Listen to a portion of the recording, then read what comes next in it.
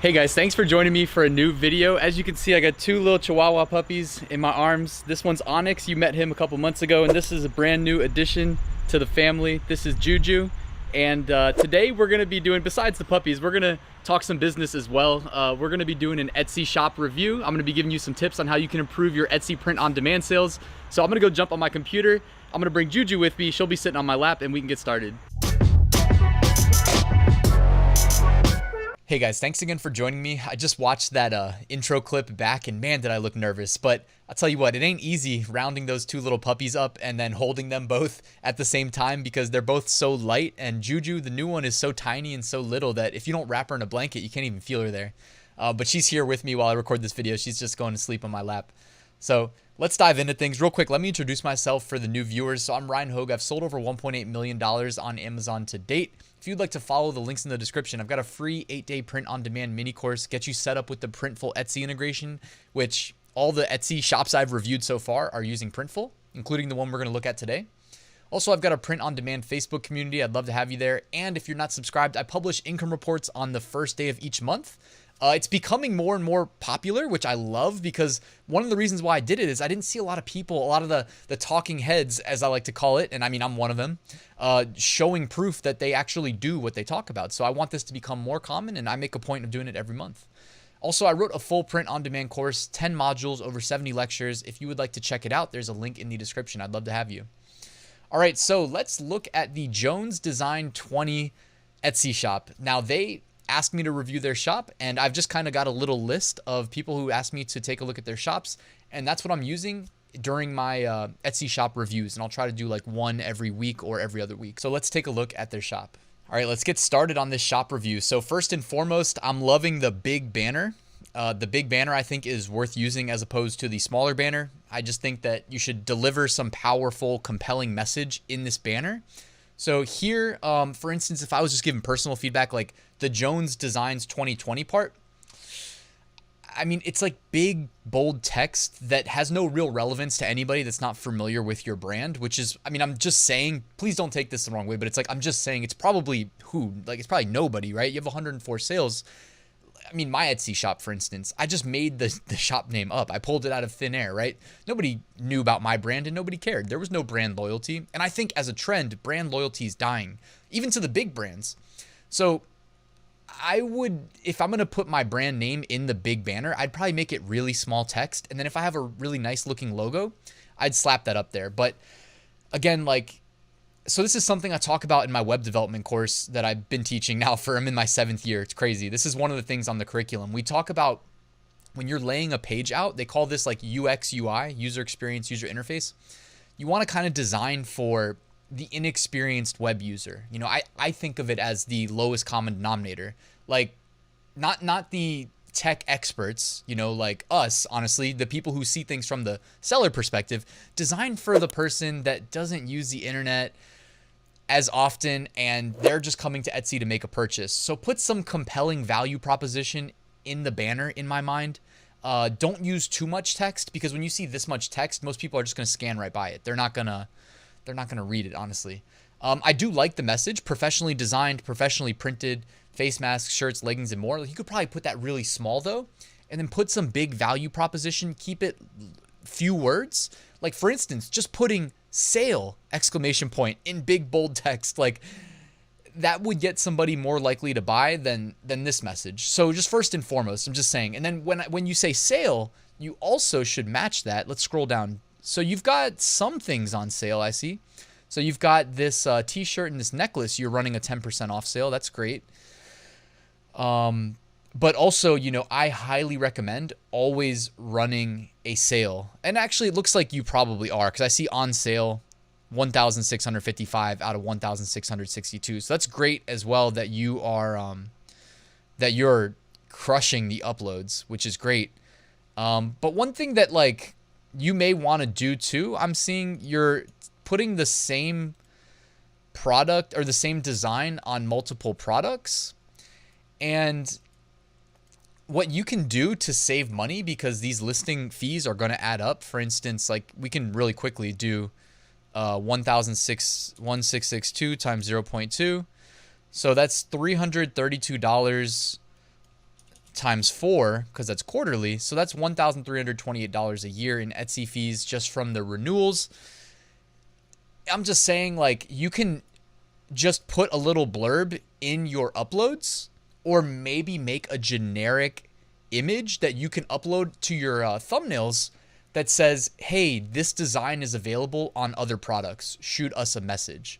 And then in your description, have some generic copy pastable, because again, we're always optimizing for time.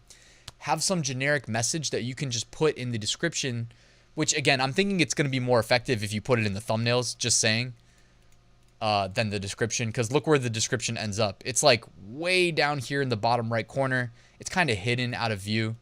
You know, they put the description over here in the sidebar when you have some reviews. If you don't have reviews, they put it over there on the underneath the images.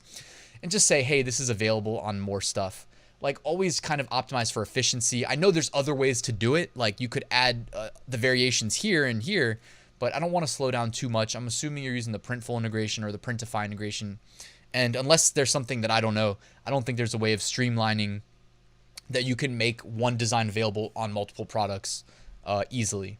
So what I was thinking then is that if somebody messages you and says, hey, like, I want to buy it on this product, then you can say, all right, well, order the 5XL, you know, this is just in theory, right? But if it's a t-shirt and they want to have it on a hoodie, then you can say, hey, order this on 5XL and see what that price comes to. You know, you check first. And then, you know, you get the extra money because the 5XL costs more money and the hoodie costs more money. So you try to make it match up and say, order the 5X on the t-shirt.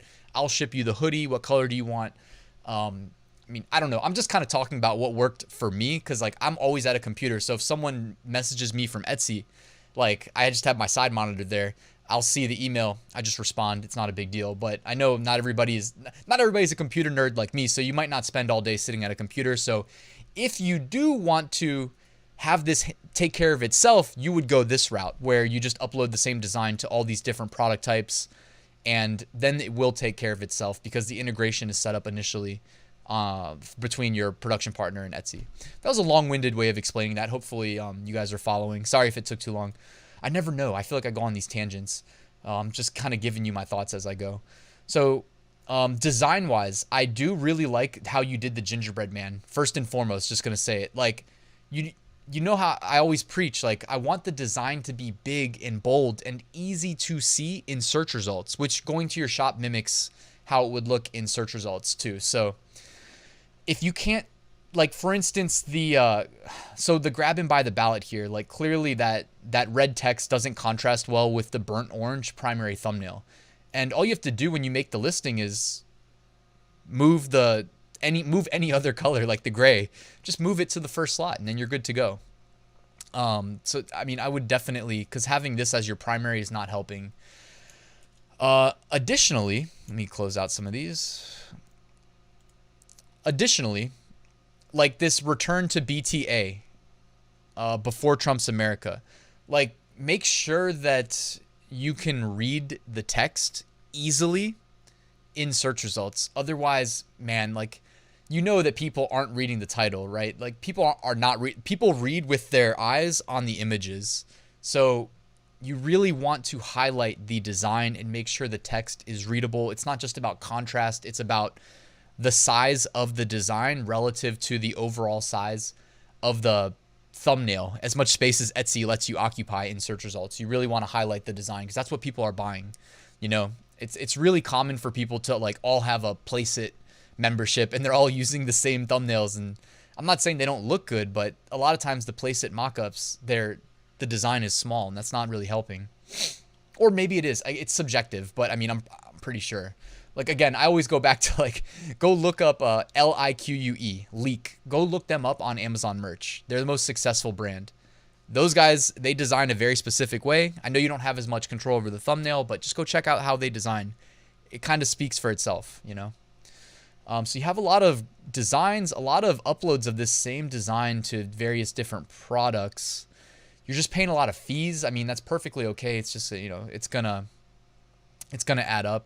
So also this design that I keep coming back to, I mean, it's just one example, but I would just say that I mean, I'm sure this can sell. I'm not trying to say it can't sell, but just from a strictly design perspective, it looks pretty like elementary, you know? Like, if I had to make this same design, I'd probably remove the graphic and I would just do big, bold text and text that contrasts together really well. As far as font choices, like I might do return to BTA in one font family and then the underlying text in a different font family. I'm saying I might not. You know, you can also contrast use all the same font, but then contrast with font size, font color like you're doing. I think that looks great. Also, the red, white, and blue looks great. Just kind of giving some thoughts as I go again as far as designing goes. Like this design, it looks great, but I just don't like how the text is. Like this looks more like a YouTube thumbnail. You know, that's like a YouTube thumbnail strategy more than a t-shirt, I would say, with the text over a black box or really any color box behind the text. I just don't see it on t-shirts that often, personally speaking. And then also I was just going to mention this too. When we talk thumbnails, oh, the dog tags, I like that too. Just definitely zoom in a little bit more if you can, you know, just so that people can read this from the search results. That would be, again, what I would do. And another thing I was going to mention is like I did a video on my channel. I'll put a link in the YouTube cards up here. But it essentially walks through how you can use Photopea or Photopea, because I always say the name wrong. It's a free graphic design software to create better Etsy thumbnails where you can do what I keep talking about, which is like zoom in, highlight the design. I also show some recommendations about how to get various backgrounds so that you stand out and pop in search results from a lot of people doing very similar approaches. Like for instance, the white background. Most of these print-on-demand production partners, they do the white backgrounds because that's required by Amazon. But Etsy doesn't require it, right? But the white background's still the default. So most people use it by default. And you can really stand out in search results, in my opinion, by using a darker background, since so many people use either the white background or light background. So if you're interested, I'll link to the video, which shows you everything you need. Or if you want everything kind of just done for you, you can drop me you can spend $7 on Gumroad and you can just download the template that I put together for you with like all the blending options on the layers, 20 different backgrounds, etc. So I'm just throwing that out there. I put that together. Some people did take advantage, but again, also just check out the YouTube video. That's free. It also walks you through exactly how to do it if you want to save $7. No hard feelings either way. Just wanted to make that available. So you got a lot of different options as far as product types go. I do like that. I would address some of your primary thumbnails though. I mean, it's like as I'm scrolling through, I'm seeing like poor contrast on text. Also, I don't like this mock-up in general because like the lace goes over the design. And like this too, the contrast of the text against the color of the primary thumbnail hoodie. Like I would just make a habit of making designs that contrast well against the color black and then just use black thumbnails. Like Amazon merch, they almost always, you know, it's algorithmic, but they almost always put the black product as the primary in search results. It's because it sells best. So what else can we do? So you don't do free shipping. I think that's perfectly okay. I didn't really do free shipping on most products. I only did it on some of my t-shirts. I didn't see a big difference. I know that I know that more people will buy if you do free shipping, but you can do free shipping and then increase prices. Oh, you do free shipping on some. So yeah. All right. So I mean, I think I'm just kind of repeating myself. I think you are on your way. You have a lot of products on you have a lot of designs and a lot of products, which is how you get to that 1,662 number, which by the way, my shop never got that high. And I was doing, you know, on average, like 5-6 sales a day, you know, on any day. And then the occasional like trend I would hit would really boost up my sales. But I was just under 3,000 sales before my departure from Etsy. So you should be seeing more sales. You may want to branch out into more niches. Oh yeah, it shows you the sales too if you click there. That's interesting. So we can see what's selling. Also, another just general strategy, it's not related just to print on demand. This is just e-commerce in general. Whatever is selling, double down on that. All right. So I'm just looking right here and you're selling a lot of political stuff on your shop. But then when I'm looking here, like 3 of the first 12 designs are political. So maybe you can get away from some of the politics as well. Just a thought, just thinking out loud. I mean, if you want to take your shop a specific direction, also there's nothing wrong with that. But I mean, also your banner and your shop icon, leverage that. It seems like you're a very, I mean, I don't know. I didn't look at that many pages, so I don't know if you're playing both sides or what, but I do see a lot of like anti-Trump sentiment, which we do know sells well. So why not just make that clear in your banner? You know, say something funny that's anti-Trump. Take a popular anti-Trump shirt niche and just throw it up here. Or you know what I'd probably do now that I've seen some of your listings, because I did all this live, I didn't pre-plan it. Take some of your thumbnails and throw them up here. Show some of your popular products or products that you really like that fit the theme of your shop. Throw them up in the big banner, and then put something like, you know, Flush the Turd November 3rd on your banner. You know, something that gives people the idea of what your shop is really all about. I think that's good advice in general, because again, when they come to your shop, the first thing they see is this. We haven't even seen, I mean, I am zoomed in a little bit, so they might see, well, no, they're going to see this because my monitor is taller than most. I have a 2550 by 1440 monitor, 2560 by 1440 resolution. So I see a little bit more than most as far as resolution goes, but that's besides the point. Before people see a product, they see this. Capitalize on that. You've got their attention. Show them what your shop is all about right here. They say, oh, perfect. I was hoping to buy some anti-Trump stuff. And then they scroll down and, oh, there it all is. We've got 47 pages of it. Let's see. You want to hit page 47 and see if it's, all right, some more generic kind of pet lover stuff there. Page 43. Yeah, it's clear you've uploaded quite a bit of different designs and products, and I mean, I commend you for that. My most common critique is that people haven't uploaded enough. The one thing I'd say is like definitely adhere to good niche research practices, and really, I mean, I know 20 cents is not a lot of money, but at the same time, you always want to be conscious of the fact that it's costing you money to occupy real estate on Etsy. Again, if this was free, if this was the Amazon Printful integration, go wild with this stuff. But on Etsy and eBay where you pay, I always think you should be more strategic. So like, you know, like the all over prints here, I don't know if this is like well researched or not. I haven't done any validation on it. So if this is something that's in high demand, then sure. If not though, then, you know, I wouldn't maybe throw this up on Etsy. Like what I used to do is take advantage of the free platforms with designs, and I mean, unless it was a design that I had researched, right? If I've done the research, fine. I'm throwing it up on Etsy regardless. But if it's like a okay design, I'm probably not throwing it up on Etsy. I'll throw it up on Amazon first. Amazon merch, Amazon Printful integration costs me nothing. And then if I'm seeing sales traction, then I'll throw it up on Etsy. And if something's really selling well, boom, I'll throw it on eBay as well. But eBay is kind of like my last in the order of platforms that I like or that I'm able to be successful on. So anyways, guys, I think I'm going to wrap this review here. I got little Juju with me. Let me see. Oh, she's upside down. I was going to pick her up and show you, but I don't want to interrupt the Sleeping Beauty. But thank you for watching this video, guys. If you made it till the end and you want to hit that like button, you should have hit the like button for the puppies earlier, but if you didn't, I'll forgive you if you hit it now. Also, if you want to subscribe, that would be greatly appreciated. But thanks for watching. I'll see you tomorrow. Passive Income School is open. Enroll now at ryansmethod.com. Thank you.